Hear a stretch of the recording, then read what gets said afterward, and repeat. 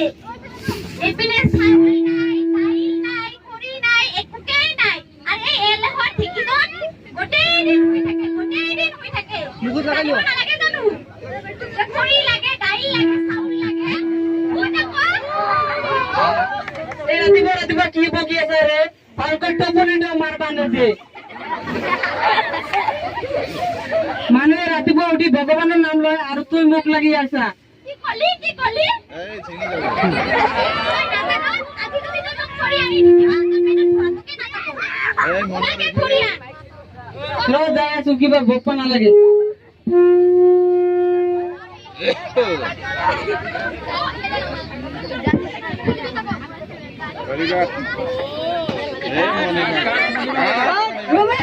ৰবা কি কৰি আছা?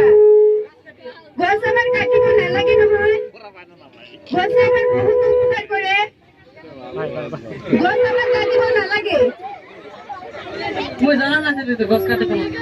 গছে আমাৰ বহুত উপকাৰ কৰে। গছে আমাক ফল দেয়, গছে আমাক ছায়া দেয়।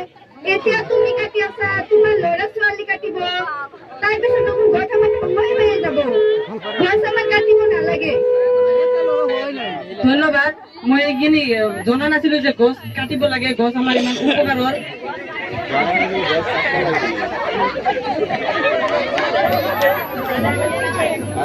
গছ কাটিব নালাগে মই জনা নাছিলো। আপুনি মোক এইখিনি জ্ঞান দিয়াৰ কাৰণে আপোনাক ধন্যবাদ।